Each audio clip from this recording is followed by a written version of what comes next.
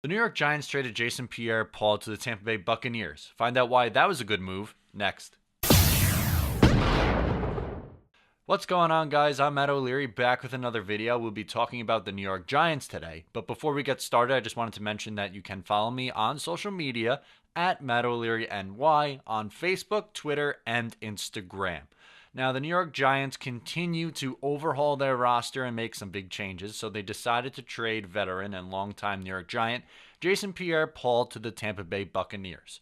They themselves gave up JPP and a fourth-round pick in exchange for a 2018 third-round pick and a 2018 fourth-round pick. So you swap fourth-rounders and then you give up JPP and get back a third-round pick in exchange for it. I think this is a great move for the New York Giants. Here's why. He has a huge cap number for the next 3 years. $17.5 million in 2018, $19.5 next year, which is insane for Jason Pierre-Paul, let alone anybody, and $17.5 again in 2020. Now, I think he is a good 4-3 defensive end, but in the New York Giants' new system, they're likely running a 3-4, and he'll be playing either outside linebacker or 3-4 defensive end if he were to stay with the Giants, and I don't think he fits either of those roles very well. So he gets traded to the Tampa Bay Buccaneers, who will play forward down lineman, and he'll be able to excel as a defensive end in a 4-3. He was a huge part of that Giants team that won the Super Bowl back in 2011. I mean, he had 16 and a half sacks that year. That's insane. At 22 years old, he sacked the quarterback 16 and a half times, more than one a game. Nuts. By far the best year of his career. Later on in his career, he would have 12 and a half sacks. That was the second highest.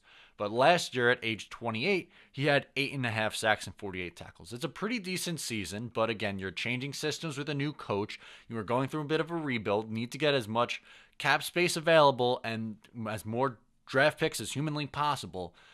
I love the move. I do. I think Jason Pierre-Paul, as he's getting up closer to 30, he's going to start slowing down, and he's not going to be worth $17.5 million this year. Yeah, you probably would have liked to get maybe a second rounder, like how the Jets got a second rounder for Sheldon Richardson, but the reason why the Seahawks were able to give up a second rounder was because he's not making that much money against the cap. Jason Pierre-Paul, that's a huge cap number for a defensive end.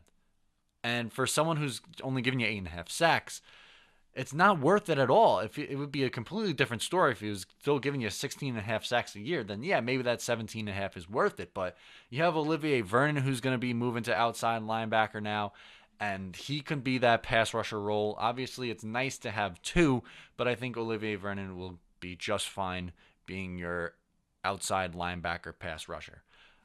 Again, I think it's a great move for the Giants to clear up cap space and rebuilding teams. I can't stress enough how important draft picks are for teams that are rebuilding. Building through the drafts, especially in second and third rounds, that's where you get more of your depth.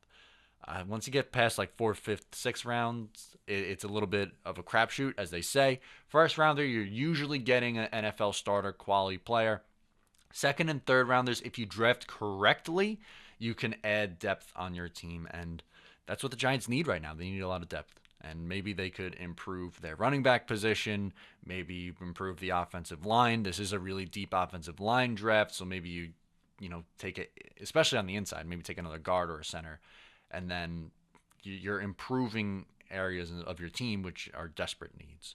So once again, love the trade. It's tough to see him go for the Giants as he was one of the better Giants, but he will get standing ovations for this team, and he won't have to buy another drink again if he ever returns to New York because of the 2011-2012 Super Bowl winning team.